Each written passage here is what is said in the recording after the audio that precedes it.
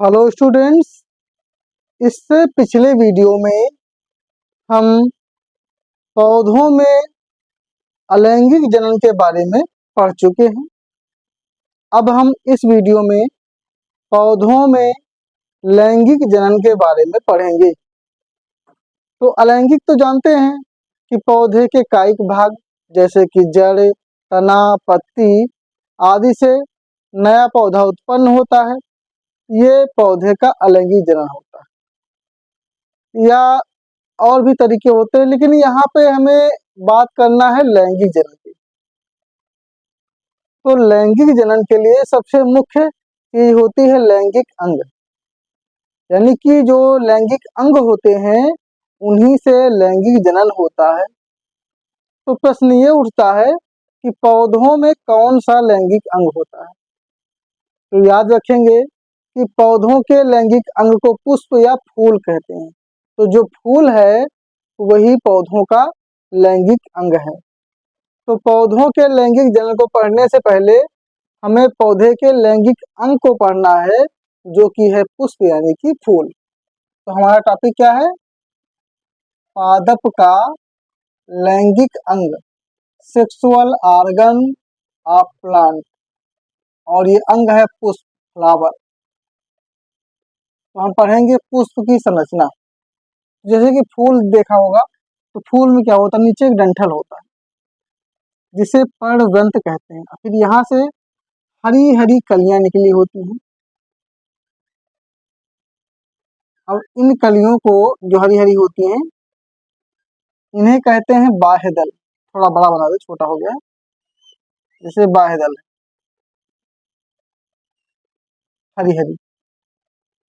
अब इनके ऊपर जो रंगीन होते हैं, जैसे कहीं गुलाबी, कभी लाल, कभी पीले, जो रंगीन कलियां होती हैं उन कलियों को कहते हैं दल।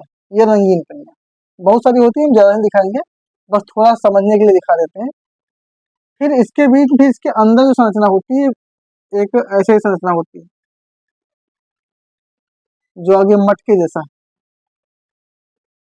ये पौधे का मादा भाग, इसे कहते हैं जायान।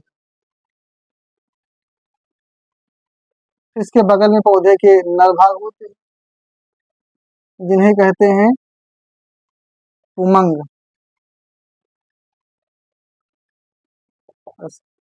जो मादा भाग है इसमें और भी अंदर संरचना होती है ऐसे टाइप की।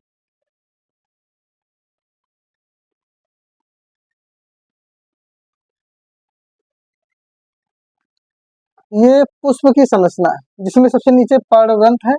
वैसे पर्णवृंत का कोई हमें खास मतलब नहीं है, क्योंकि पुष्प के मुख्य 4 भाग माने गए, जिसमें से पर्णवृंत पुष्प के भाग में नहीं आता। फूल शुरू यहाँ से होता है। जो हरा हरा भाग होता है इसे एक कली है। तो एक कली कहते हैं बाह्य दल, यानी बाहर का दल। ये एक दल है। एक पंखुड़ी को बाह्य दल जो हरी हरी होती है। लेकिन देखा होगा पुष्प में अधिकतर 5 होते हैं, कभी भी कम ज्यादा भी होते हैं। तो जो 4-5 होते हैं हरे हरे, उनके पूरे झुंड को कहते हैं बाह्य दल पुंज। बाह्य दल पुंज अंग्रेजी में कहते हैं कैलिक्स। एक कली को बाह्य दल, और इन 6 जो भी 5-6 हरी कलियों का समूह होता है उन्हें बाह्य दल पुंज कहते हैं। पुंज मतलब समूह। ये हो गया एक भाग। अब दूसरे भाग की बात करते हैं। जैसे जो रंगीन कलियां होती, एक कली को हम कहते हैं दल यानी पंखुड़ी, लेकिन कई सारी कलियां होती हैं तो कलियों के समूह को कहते हैं दल पुंज, यानी दलों का समूह, इंग्लिश में कोरोला, जो कि पादप का दूसरा भाग माना जाता है। ये 2 भाग हो गए। इन दोनों कहते हैं सहायक अंग। ये सिर्फ सहायता करते हैं, यानी जनन में सिर्फ सहायक होते हैं, ना कि जनन में भाग लेते हैं। तो सहायक अंग हो गए। अब हम बात करते हैं मुख्य अंगों की। तो जो अंदर दिख रहा है ये होता है मादा भाग, जिसको कहते हैं जायान, इंग्लिश में गाइनोसियम। ये नंबर 3 हो गया, जो कि मादा का भाग है। और जो ये अगल बगल दिख रहे हैं होते हैं नर के। नर के भाग को कहते हैं पुमंग, हिंदी में एंड्रोसियम। ये नर का भाग। ये हो गया चौथा नंबर। तो इन दोनों को बोलते हैं मुख्य भाग। तो इस तरह से जो पुष्प के चार मुख्य भाग होते हैं। बाह्य दलपुंज जो कि हरे हरे दलों का समूह होता है, दलपुंज जो रंगीन पंखुड़ियों का समूह होता है, फिर अंदर एक जायांग जिसे स्त्री केसर भी कहते हैं। तो संख्या एक हो चाहे अधिक हो, मतलब मादा के भाग को जायांग कहते हैं, यानी एक को स्त्री केसर कहते हैं। अब जैसे कि पुंग है, इसमें अगर एक है तो एक को हम बोलेंगे पुंकेसर।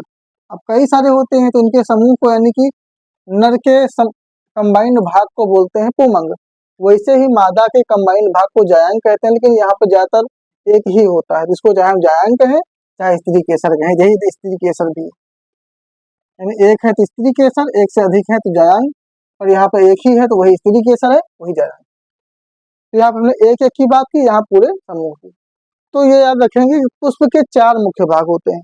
बाह्य दलपुंज सबसे नीचे वाला, फिर दलपुंज यानी कलियां, फिर पुमंग नर भाग, जायांग मादा भाग। ये फूल के चार भाग। अब जैसे हम इन भागों को अलग अलग पढ़ें, तो पहले से नर की बात करते हैं। नर का जो पुंकेसर है, इसको हम अलग से देखें, ऐसा दिख रहा है कि यहाँ पे दो डंबल्स है। तो ये जो भाग पुंकेसर है, इसमें ये जो पार्ट है, दो भाग होते हैं, इसको बोलते हैं तंतु या फिर कहते हैं पुतंतु, फिलामेंट। तो ये जो डंडे जैसा भाग होता है इसको तंतु कहा जाता है, और दूसरा जो फूला हुआ भाग है इसे कहते हैं परागकोश, पालन से। तो परागकोश, कोश यानी घर, तो वह घर जिसके अंदर परागकण रहता है, क्योंकि अंदर जो ये परागकण है, परागकण। इसके दो भाग, एक भाग हो गया पुतंतु और दूसरा परागकोश। तो ये बताएंगे कि जो पुंकेसर है, यानी जो नर का भाग है, उसके दो मुख्य भाग होते हैं। एक तंतु या पुतंतु होता है जो कि डंडे जैसा होता है, जो परागकोश का आधार होता है, और दूसरा परागकोश होता है जो कि द्विपालित होता है, दिख रहा है दो पार्ट में बटा हुआ। इन परागकोश के अंदर पराग कण होते हैं, और ये पराग कण ही नर के युग्मक होते हैं। तो ये बात क्लियर हो गई कि पुंकेसर जो है ये भाग हो गया नर का। अब बात करते हैं मादा का भाग, इसको अलग भाग बना के देखते हैं। तो जैसे मादा का भाग, फिर आगे जाकर ऐसे, फिर ये इस तरह से संरचना दिखेगी।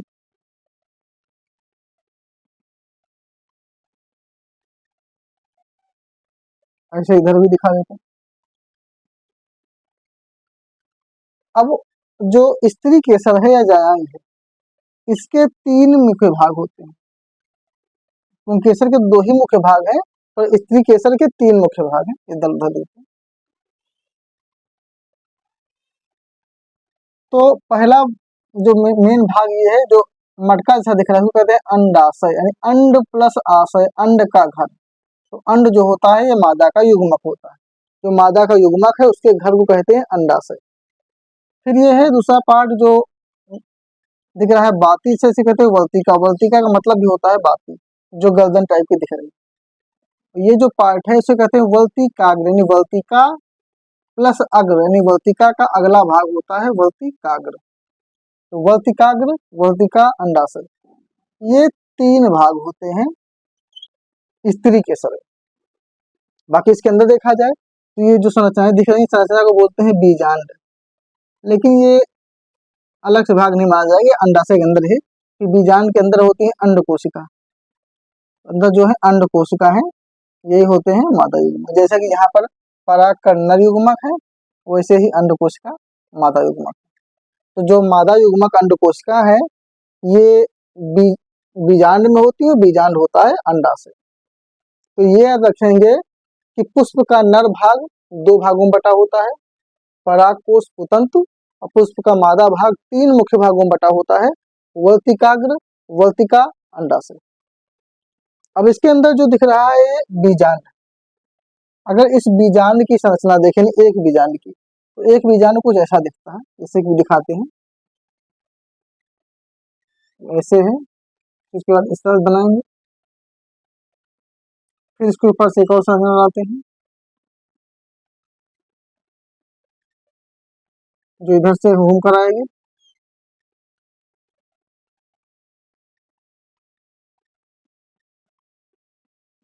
ऐसे टाइप ये एक बीजांड है। एक बात और याद रखेंगे, अभी पढ़ना है पुष्पी पादपों में लैंगिक जनन। तो लैंगिक जनन के लिए जो ये एक अंड कोशिका है ये तो है ही, पर इसमें जो अंदर के मादा केंद्रक होते हैं ये असल में कितने पार्ट में बटे होते हैं। इसमें देखिए ये यहाँ पे 3 कोशिकाएं होती हैं जिनको कहते हैं प्रतिमुखीय कोशिकाएं। प्रतिमुखीय कोशिकाएं यानी कि यहाँ पे 8 भाग होते हैं। प्रतिमुखीय कोशिकाएं होती हैं 3। यहाँ पे नीचे जो मुख्य होता है अंड कोशिका, जिसके बारे में विशेष पढ़ना है, जिसका निषेचन होता है। अंड कोशिका के अगल बगल 2 अन्य कोशिका होती हैं बॉडीगार्ड टाइप की, इनको कहते हैं सहायक कोशिकाएं। सहायक कोशिकाएं, तो कोशिकाएं हो गई 6, 6 3 6 हो गए।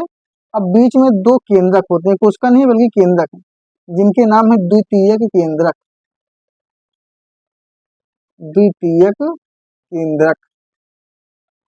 तो ये याद रखेंगे एक बीजांड में कितनी कोशिकाएं, कोशिकाएं क्या है 3 ये प्रतिमुखी कोशिकाएं, 2 सहायक कोशिकाएं, एक अंड कोशिका जो कि यहाँ दिख रही है मेन।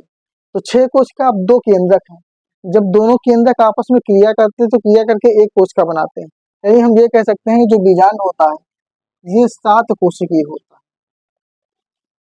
तो कोशिका तो 7 होंगी क्योंकि 6 ये है और इन दोनों से एक कोशिका बनेगी। लेकिन केंद्रक की बात करें तो प्रत्येक कोशिका में केंद्रक होता है, तो 3 कोशिका में 3 केंद्रक, इधर 3 कोशिका में 3 6 हो गए, पर ये दोनों अलग अलग केंद्रक हैं तो केंद्रक कितने हो गए 8।